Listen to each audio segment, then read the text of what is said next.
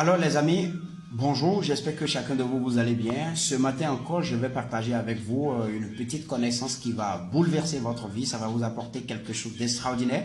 Et un peu comme je l'ai écrit dans mon document Dino à l'échec, vous allez cesser d'être ce marabout, ou sinon ce charpentier qui va dans la forêt et qui veut abattre un baobab mais détient une hache qui n'est pas du tout aiguisée. D'accord? Alors, donc, ce que je vais vous donner va vous permettre d'avoir une hache qui est aiguisée et donc le baobab qui va se présenter sur votre chemin, vous pouvez le couper. J'appelle baobab les situations difficiles, j'appelle baobab la richesse que vous voulez attirer, j'appelle baobab cette formidable maison que vous voulez construire, acheter, j'appelle baobab cette belle famille que vous voulez avoir. Les amis, il s'agit de quoi? Il s'agit des gens qui sont autour de nous et qui nous donnent des conseils. Vous savez, on est tellement jonché de situations difficiles, de situations malencontreuses et nous sommes dans un environnement où on nous a éduqués à la réaction, donc à être réactif et non être proactif, que nous voulons tout le temps nous exprimer par rapport aux situations que nous avons. Et donc, lorsque nous avons envie, par exemple, d'obtenir un emploi, nous avons envie de devenir un entrepreneur à succès, nous avons envie, par exemple, d'avoir un foyer paisible où notre épouse, nos enfants nous respectent et tout va bien, il y a l'harmonie, nous nous dirigeons rapidement vers le premier ami qui se passe comme être un conseiller. Les amis, j'ai lu un document qui s'appelle « L'homme le plus riche de Babylone ». Ça m'a enseigné une connaissance formidable. La connaissance dit que vous ne pouvez pas vouloir devenir riche et vous faire ami et aller demander de conseils, d'accord, à un pauvre. Un pauvre est un expert en pauvreté. Tandis qu'un riche est un expert en richesse. En comment est-ce qu'on accumule la richesse. Et donc, beaucoup de personnes parmi nous veulent des solutions pour des situations X et Y, mais se dirigent exactement vers les personnes opposées à ça.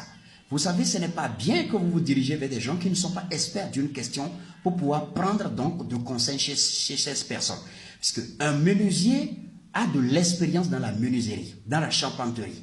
Et donc, un menuisier peut vous donner de bons conseils par rapport à comment est-ce qu'on s'y prend lorsqu'on veut devenir menuisier.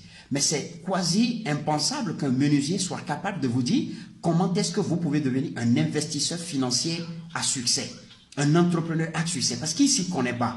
Et donc, il ne sert à rien d'aller vous plaindre vers la première personne pour dire, écoute, j'ai tel projet, écoute, je veux faire ceci, je ne sais pas comment m'y prendre, est-ce que tu peux me donner des conseils? Et ces conseillers-là que j'appelle des faux conseillers, nous en avons plein autour de nous. Les amis, vous devez prendre garde.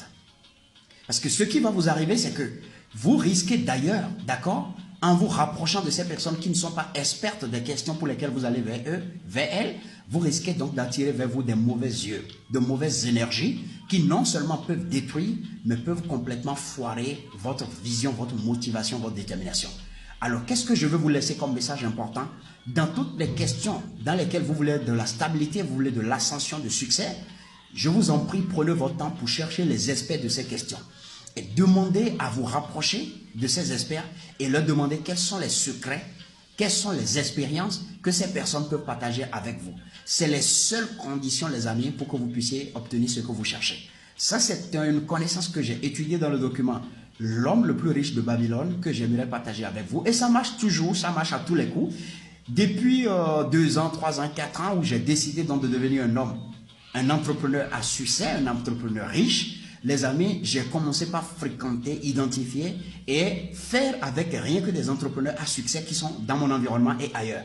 Et vous allez voir que les erreurs que ces entrepreneurs ont commises par le passé, elles m'en parlent pour que moi, je ne les commette plus. Parce qu'il ne sert à rien, les gens disent les erreurs, les échecs, c'est ça qui fait le succès, c'est super bien. Mais c'est une mauvaise attitude d'être un homme qui a l'opportunité de transcender une erreur, de ne plus faire une erreur, que de dire au nom de succès prétendument que vous cherchez, d'aller encaisser encore davantage d'échecs. Parce que nous avons un temps limité sur cette terre, rappelez-vous, 100 ans, vous avez ce temps limité et dans lequel vous êtes appelé à faire des choses conséquentes, des choses substantielles qui ont des résultats extraordinaires, non seulement sur vous, mais aussi sur l'entourage que vous êtes venu voir.